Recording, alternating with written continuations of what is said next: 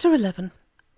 From its eyrie atop the tower, the Memorial Library clock proclaimed the hour of 6. Soft breaths of late spring honeysuckle shed the air with other smells of early evening, smells which mingle to become that special suburban smell which is the sum of its parts.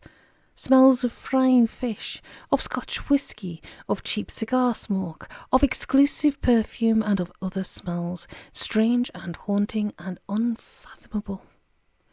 Of frying fish. Old Pete turned the large salmon steak, an unexpected gift from Neville, in his cankerous frying pan and whistled when the boat comes in. Young Chips barked an off-key counterpoint. It hadn't been a bad old day all in all, and there was still the evening to come. Of Scotch whisky. In the allotment shed, John Omally poured 2 large glasses of 10-year-old malt and handed one to Scoop Malloy. "Cheers," said the Star reporter, passing John a brown envelope containing several banknotes of high denomination. "And thanks for the tip-off." "My pleasure," said himself.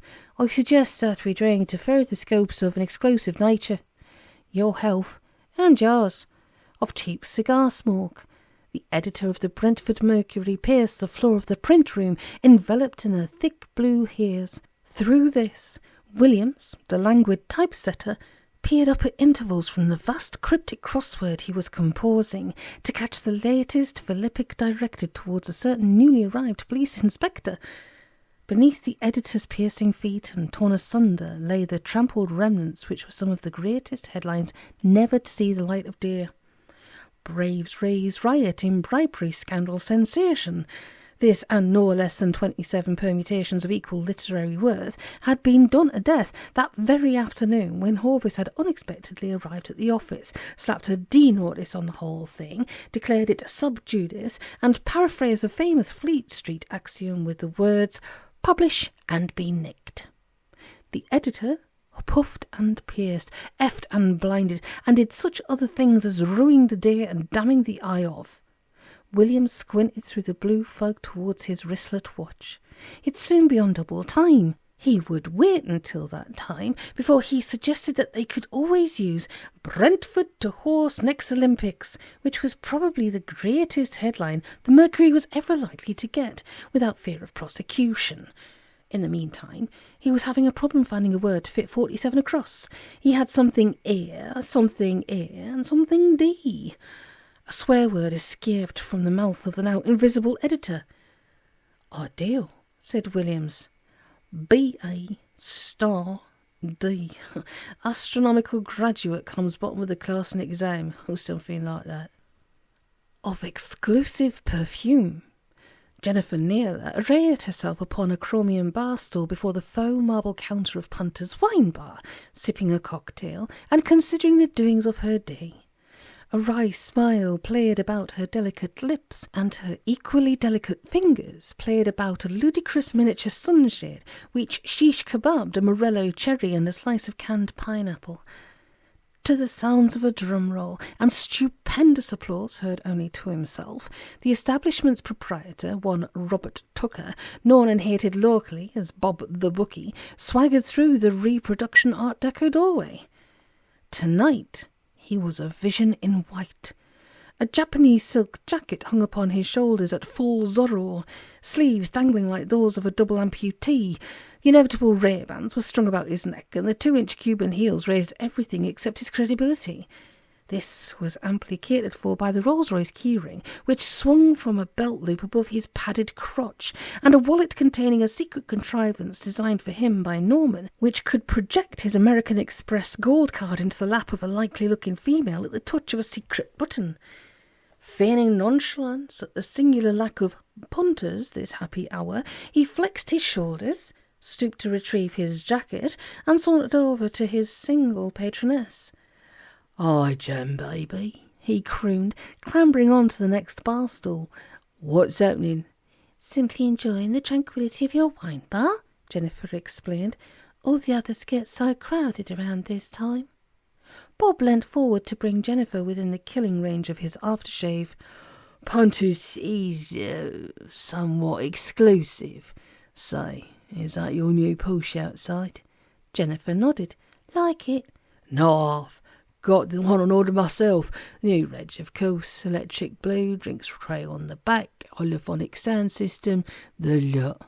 Electric blue. Jennifer sighed wearily, took up the minuscule umbrella and bit purposefully through the shining cherry. Bob crossed his legs and winced painfully. I like my cars as I like my men, said Jennifer Nealer. Tall, dark, and hung like a... Bob sank from his stool and made his way behind the counter. Here, as if by magic, he became some 4 inches taller. Mind you don't fall, said Jennifer, who had seen the platform installed. Where's Eric? Picking his nose over the quiche the last time I saw him. Eric, what you want? The voice drifted from the kitchen where the cocktail barman stood combing his dandruff into a bowl of green salad. There's customers out here want serving. Chance would be a fine thing.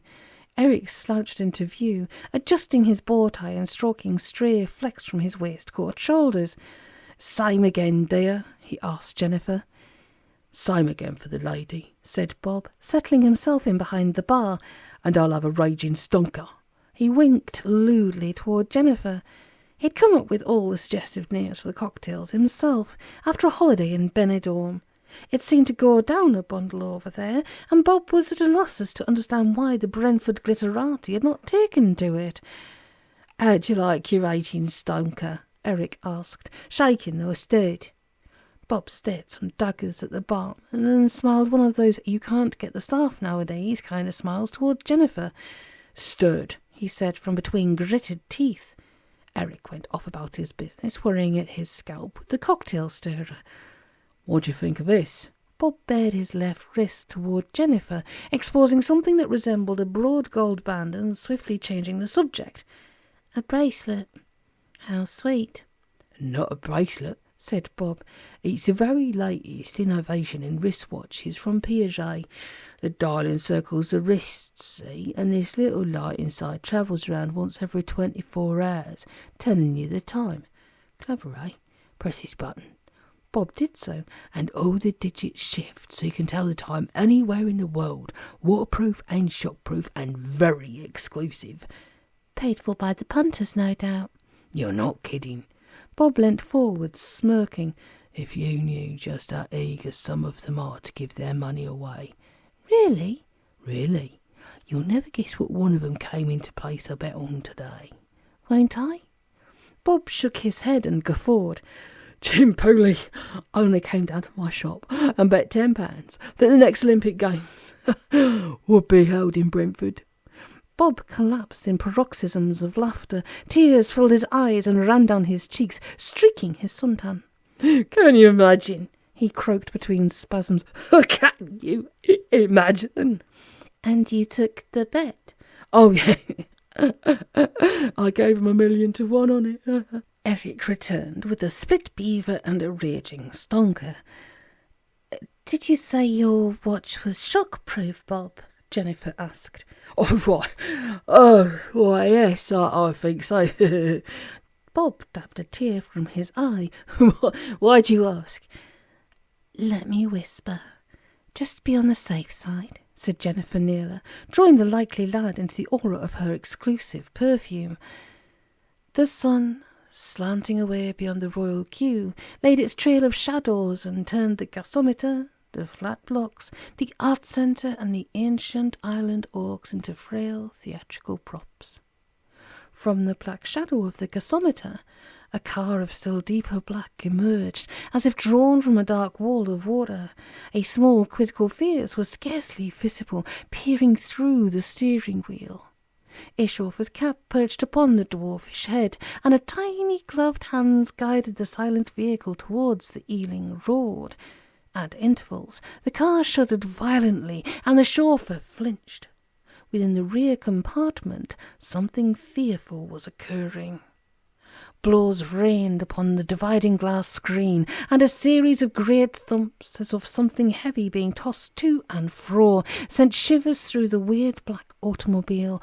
The chauffeur pressed his foot to the floor. "Be still," he whispered. "Please be still." A sharp little tooth penetrated his lower lip, and a slim line of blood divided his upturned upturned chin. A strangled death-rattle cry arose from the crippled throat of the unseen occupant, and a curious smell penetrated the driver's cab, a smell strange and haunting and unfathomable.